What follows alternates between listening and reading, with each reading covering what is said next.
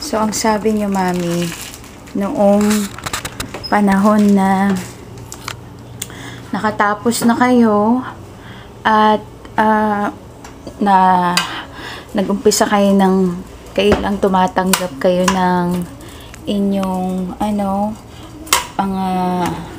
pananahe, pinag-aral kayo ni Apong Tibang, yung inyong tiyahin na kapatid ng nanay, yung nakapangasawa ng mayamang incheck, na sustentuhan niya yung pag-aaral nyo ng sewing vocational ng 6 na buwan.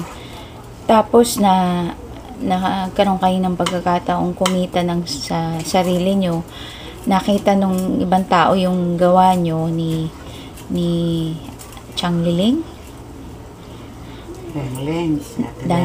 Ate Lengleng, na hinire niya kayo ngayon, di ba? Kasi ang ganda yung mga gawa nyo. Ngayon, bakit yun naisipan na alam nyo mas malaki yung kinikita nyo bilang kayo lang, bakit kayo nagtrabaho sa kanya? Anong nangyari? Para marami akong makuhang style, moda. So kumbaga, dahil gusto nyong diskartihan na marami kayong matutunan na ibang mga disenyo, sinakripisyo nyo yung malaking kita dahil mas marami kayong malalaman sa kanya. So, ilang buwan kayong nagtrabaho sa kanya? Siguro mga 6 months nagsarili na ako siya. Talaga. I see. Ngayon, paano na punta kayo sa Maynila? Anong nangyari? Yun. Yung kapitbahay namin, si Chins yun. May kapatid siyang manufacturer, si Combesis, sa Tondo. Okay. So, naghahanap silang mananahe. Lumuwas sila ng probinsya para kumuha ng mga mananahe. Pinuntahan ako. Sabi niya, kung gusto ko raw manahi sa Maynila sa kapatid niya, re-recruit nila ako. I see. Re-recruit nila ako. I see. So, nagustuhan ko naman kasi unang-una, malakas akong kumita kasi malakas akong manahi. Mabilis akong mag-ere. Bilangan dun o dosena. I see. So, itong yung kapitbahay nyo, anong pangalan uli? Si Ching Shon, na kapatid ba siya ni Kong Beses? Oo. Kumbaga, pinirate kayo doon kay Ating Liling. Hindi, nakasarili na nga ako. May shop na ako. Nung time na yon nagsarili kayo uli. I see. Okay. Tapos, paano kayo nakakumbinsin na siguro kailangan nyo nang lumuwas ng Maynila? Oo, yun nga. Yung itry ko, kung malakas ang kita, malakas. Malakas ang kita saan? Sa Maynila? Oo. So, yung kikitain nyo bilang trabador kay Kong Beses, mas malaki. Mas malaki. Kaysa sa pagsasarili nyo sa Concepcion. Maliit lang ang bayad ng mga tao sa inyo doon. Oo. So, finally, ilang taon kayo nung lumuwas kayo ng Maynila? Lang ako, 14. 14 kayo. So, batang-bata pa. May gatas pa sa labi. Talagang maaga akong naghanap buhay. Oo. So, nung nandun kayo sa Maynila, 14 lang kayo, saan kayo tumira una sa Maynila? Kila Kong Beses. Which is, anong parte ng Manila? Sa Tondo? Oo. Sa Perla Extension. Tondo. Sa Perla. So, nandun kayo, parang dormitoryo ba yung itsura ng tirahan nyo? Magkakatabi kayo? Bahay talaga. Bahay, may kanya-kanya kayong higaan, ganun. Oo, may kanya-kanya kaming kwarto. Marami siyang mananahe. 4 lang kami. Pero, 4 kayo. Malakas kami magyari. So, si Kong Beses, pagka nakatapos siya ng mga yari nyo, saan niya dinadala yun? Dinideliver niya sa Divisoria. So hindi siya nagtitinda, nagsusupply siya. Nagsusupply siya. I see. Maraming order. I see. So, ano mga tinatahin nyo nung nasa kanya kayo? Bisli, pantilit. Yung mga pangloob. Pangloob, kumbaga, lingerie. Oo. Ngayon, di nandun na kayo kay Kong Beses, 14 anyos kayo, malakas kayong kumita. Paano palang ginagawa nyo sa mga, kinikita nyo? Siyempre, tinutulong ko sa nanay ko. So, pinapadala nyo si Apon Dadeng. O, minsan lumuluwas siya, kinukuha niya. Ah, talaga. So, kasi may 3 pang maliit sa inyo eh, no? Oo. Ngayon, di nung nandun na kayo, nag-e-enjoy kayo, tumapasyal ba kayo sa Maynila? Napupunta ba kayo sa mga Hindi. park, mga Hindi. Luneta, ganyan, mga Trabaho lang. perya, walang ganon, walang diversyon, puro trabaho. Kahit na day off ng mga kasama ko, ako nananahipan. Talaga, ha? Tapos di nung finally, ayun na, di nagdadalaga na kayo. O, Kaibigan ni Combeses ang tatay. Okay. Nakita niya ako. Talaga, ha? So, ilang taong kayo nung una niyong nakilala si tatay, ang father ko? 15. Oo. I see. So, nung 15 kayo, na kilala nyo itong guwaping, na anong pangalan niya noon nung binata siya? Anong tawag ng mga kaibigan niya? Minyong. Minyong. At siya ang kauna-unahan yung kasintahan. Meron akong kasintahan sa probinsya. Ah, so may boyfriend kayo nung umalis kayo ng Tarlac. O, anong pangalan ng boyfriend nyo? Si Nanding Pamintuan. Si Nanding. O, si Nanding, nung naghiwalay kayo, nasan siya noon? Taxi driver siya sa Manila. Ah, so nasa Maynila din pala siya. Oo. So, ang boyfriend nyo, pareho kayong nasa Maynila. Oo. Okay, so may boyfriend kayo, si Nanding, tapos nakita kayo ni Minyong. Ano nangyari? Actually, si Nanding pumupunta nga doon sa dalawang beses. O, tapos? Tapos, ang tatay, may anak na, may pamangkin si Combeses na bata, madaldal. Tapos, sabi niya kay, Kuya Minyong, may lumiligaw kay Ate Mita. Sabi niya, si Barabas. Kasi kaya sabi niya Barabas, may bigote, may balbas. Talaga, napaka-chismosa nung Ang bata. ganda ng bata yun, nakalala ko talaga. Pinabantay ako ni tatay, bantayan mo siya, sabi. Pag pumupunta si Barabas, sabi. Natatawa nga ako doon Tapos, din nung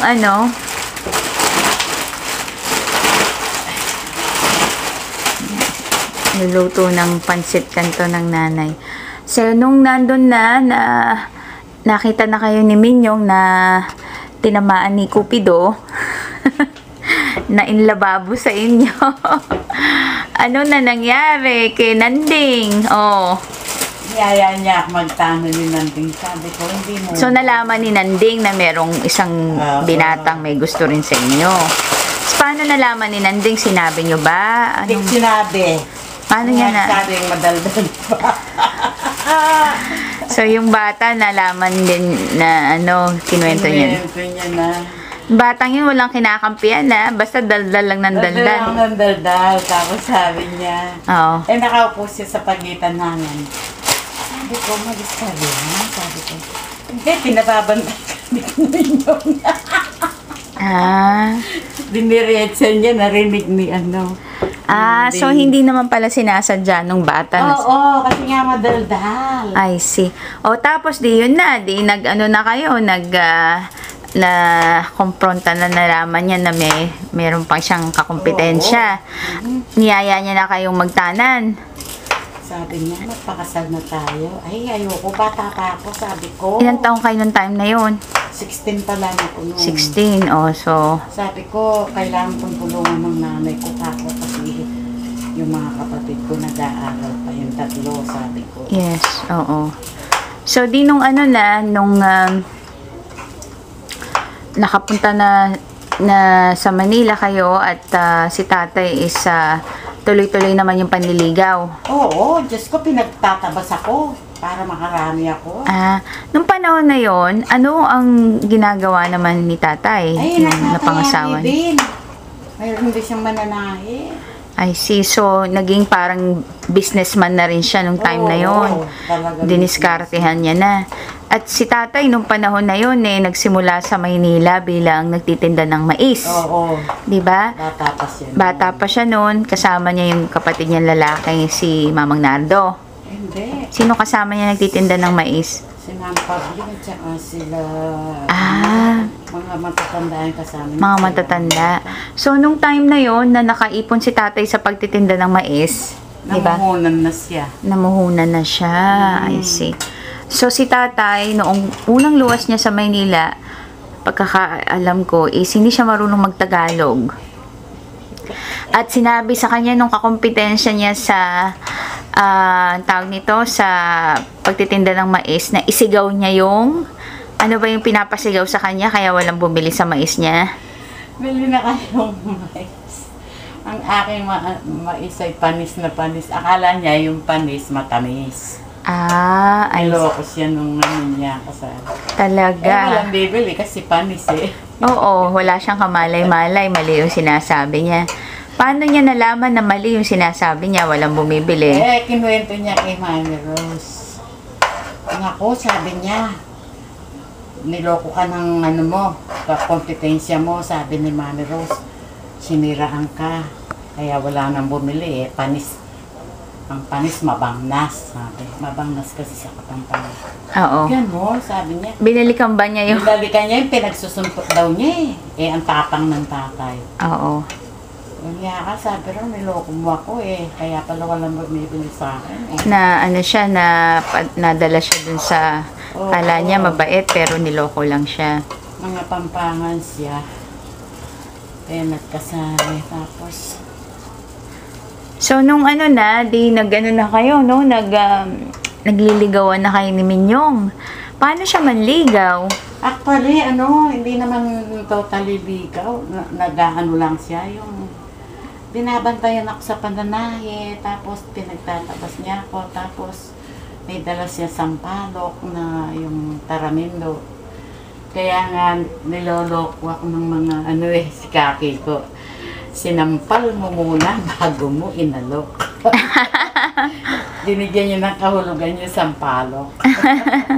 Nakakatuwa naman. Nakakatuwa yun, napaka-komedyante ni kaki ko. Yung kapatid ni Kabaring. Si Kabaring naman, asawa ni Combeses. Ay, Kaya palagi siya doon. Niloloko kami. talaga. So, yun. So, ilang taon si tatay na parang binabantayan niya kayo. Tanda lang Inaalaga. siya ng 1 year sa akin. Kaya nga. 17 siya, 16 ako. So, nung kailan siya nagsabi sa inyo na mahal niya kayo o kayo na? Nung 18 na ako, piyesta sa Concepcion, April 25. Nagpunta sila, kinumbida sila ng Combeses. Ako hindi ako nangumbida. So, nagpunta sila sa bahay, kasama niya si Apo Jose. Kunti mano na mamalae. Naku, nagulat ako. Ano ka ba? Sabi ko. Yung matatanda, nag-uusap-usap si Apo Mundade at saka si Apo Jose na kung araw ganyan eh, pagka yung pinagkakasundo, yung sabing ganun. Then, yung anak ni Caborilla. Oo. Nagkakagustuhan. sabi Oo, ko, nag-uusap na yung matatanda. Oo. So, ano nangyari nung huwag yun ang linisin yan na i-vacuum na lang yan. Ano nangyari? Nung dumating siya ng piyesta. Bisita pa kasi. Sila nandun. Yung isa kong manlilitin. Tawasan niya, baka na. Pipa kaya na. Naputa na yan. Hey, bisa ka kumakanyang. Tapos, basta na. Magpasyokwa na yung pipito raw siya. Daling araw, bababa na ako. Sinawa yung pipito. Ko tinita. Tapos, siguro talagang meant to be. Nung kuwan nagpunta na siya ng Kapas, umalis na siya kasi parang lumiliwanag na. Pinuntahan na kami ni Ates yun. Sabi niya, naghihintay si Ninyong sa Kapas. Sabi niya, hindi raw siya aalis doon. Sabi niya, hanggat hindi ka dumarating. Ganon, sabi ko. Tapos, tulog pa yung mga bisita ko. Sabi ko kay apo mo, ma, sabi ko, rin bisita ko sa liko, sabi yung pandesal Timbalen. Libre raw yung pandesal. Sinukot ko yung sapatos ko, dinala ka na yung bag ko. Sumakay na ako ng jeep papuntang bayan. Tapos, pagdating doon, tinapon ko na yung stepin ko sa tulay. Nagsapatos. Nagpara na ako ng jeep papuntang Kapas. Yun. Bawat humihintong check niya kung nandun ako. She's telling her life story. We're making a documentary. Hinawakan ako bigla, nagulat ako. Nanginig ako. So talagang inaantay niya kayo? Oo, tapos sumakay kami ng pambus ko. Yun, pumunta kami ng Lubao, Pampanga. Alam mo talagang yung pagtatanan, ganun pala. Yung hindi niyo pinlano. Hindi mo pinlano na. Nangyari na lang. Oo, yung parang. Tapos naramdaman niyo sa puso niyo kailangan yung gawin. Yun nga eh. Yung sinawa niya papasok kay magtitipo. Pero nung pinuntahan ako ni Atis yun, Rupuan na, may puya imin nyo nga. Yung kapatpito niya. Panayanak, kong kapasan. Ayun, bumayak na ako. Ayun, gano'n nangyari ang dapat nangyari. Nakasakay na kami ng pambus ko, sabi niya, tuloy tayo sa Lubao. Kung kami tumiretso. Tapos pagdating doon, nakita niyo. Pagdating doon, nataranta sila, ating afraid. Sila, kasi Nanay Tentang. Doon sa dating bahay ni Nanay Tentang, sa may tabi ng daan? Oo. Doon ba sila doon? Bahay Kubo, Pawid. Oo, tapos? Tapos, kinabukasan, iniwan ako ni tatay kasi marami siyang order. Linggo niya ako binabalikan, yung gano'n. So, nandun kayo, tumira kayo sa kanila? Oo. Ano nangyari sa trabaho niyo? Siyempre, alam nila, nag-asawa na ako. So, nag-give up nyo na yun kay Kong Bueses? Oo. Tapos alam mo, yung girlfriend ni tatay, kasi may girlfriend siya eh. Nung pa-uwi ng Sabado si tatay. Anong pangalan ng girlfriend niya? Tawag nila, Denbak. Kapampangan din? Oo, mataba, Denbak. Tapos si tatay, Kababata niya yun eh. Oo. Nakasabay niya sa pambus ko. Salamat, sabi niya, magkasama tayo. Dito ka, sabi raw. Gusto niya sa tabi niya. Tapos, hindi alam ni Bemba na nag-asawa, nagtanan na ang tatay. Nung paalis na yung bus, nagdahilan si tatay, sandali lang, sabi niya, ihingi ako, sabi niya. Nung bumaba siya, hindi na sumakay ng hanggang sa makaalis na yung bus. Yun, nakaiwas siya. Muntik na rin siyang mapikot kay Bemba. Tapos, nung bumalik na siya sa inyo, kailan nangyari yung kasal sa simbahan? Napag-usapan nila, April kami nagtanan, pinagkasundo kami ni Apong Jose. Tapos May 15 ang kasal. Mabilis ang plano doon. So, nung nag-asawa na kayo, bumalik kayo sa Maynila? Oo. Tumira kayo. Saan tumitira si tatay nung panahon na yun? Nandun kami sa, Mami Rose, yung bahay nila, late nasa baba kami. Nasa ilalim kami ng hagdan, nakasaping kami ng mga karton, kasi tubig yung nasa baba, kanal. Hirap na hirap sila na Mami Rose ng araw din. I see. Doon kami sama-sama kami doon. Sa Perla? Oo. Tapos, sa Pavia. Sa Pavia na. Oo, Pavia. Tapos, nung nagsarili na kayo, nakipisan mo na kayo kala Mami Rose. Kailan kayo bumili ng sarili niyong bahay? Madali lang. Nakakita kami ng malapit. Siguro, isang bahay lang ang pagitan. Kapatid ni Kabaring yung may-ari ng bahay. Yung tinitira nyo noon kila Mami Rose is bahay talaga? Hindi ba siya yung parang tagpi-tagpi lang na... Bahay talaga, kaya lang maliit lang siya. So, nung nandun na kayo, Maliit ang pwesto. yung lugar nila. So, nung nakabili kayo ng bahay, paano yung, kailan kayo nagsimulang magbuntis? Ayun, doon ko na pinagbuntis si Kuya Alex. Doon sa inuupahan namin. Tapos habang umuupa kami, nakabili na naman sa tatay ng lote, pinatayuan ng bahay. Yun, doon ko pinanganak si Kuya, doon sa bahay namin. So, yung nananahi kayo para kay tatay? Di na ako nananahi nun. Nag-ano na ako. Ako na ang naglilista na mangyayari. Ako na ang nagpapasahod. Marami na akong trabaho nun. So mas kumbaga na-promote kayo sa pagiging trabahador, naging manager na kayo. Tapos, Si tatay, anong ginagawa niya sa mga panindan nyo na natatapos? dinideliver niya, tsaka inaalok niya sa divisoria. I see. Marami siyang order, no? Okay. So, nung nanganak na kayo kay Kuya Alex, nasa Pavia pa rin kayo. Tapos, si Kuya Arnel, Pavia pa din. Si Kuya Tony, Pavia pa din. Diba? Oo, hanggang kay Kuya Albert, Pavia pa rin. So, ibig sabihin, nanganak kayo ng si Kuya Alex, si Kuya Arnel, si Kuya Tony, si Kuya June, si Kuya Manding, at si Kuya Albert. 6 na lalaki. Sunod-sunod. Sunod-sunod yun. 6 na lalaki. Si At Cecil doon na sa Moriones. So, nung nanganak kayo kay Kuya Albert, nakakita kayo ng bahay sa Moriones. Oo, yung bahay ni Dr. Gonzales, binenta. Yung dentista, na kapatid ni Aling Edith, Oo. na ano nyo, na kursunadahan nyo. So, pumunta kayo doon. Tapos, nasa Moriones na kayo, doon naman na panganak si Ate Cecil, Oo. si Kuya Sani, at saka ako. Oo. I see. Tapos, nung panahon na, yun nga, na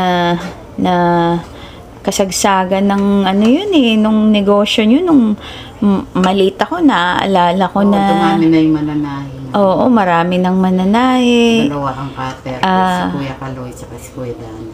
I see. Tapos, ang ano nyo pa is, Shorts na, bandon. at saka hindi lang yun, yung, anong tawag nito, yung, oo, yung, hindi, yung sobrang dami ng kinikita nyo, naalala ko nung maliit kami, pagkagaling nyo sa panininda, ibubuhos nyo yung laman ng delintar nyo, sasaboy yung napakaraming pera, tapos kami ng mga anak nyo, tutulong sa pagbibilang ng pera. Oo, sineseparate yung 20, 50, 100. Kaya nga, yung mga kulay, yung ube, yung pula, yung orange, Daming pera yung araw. Yung brown. Wala nang katapusan.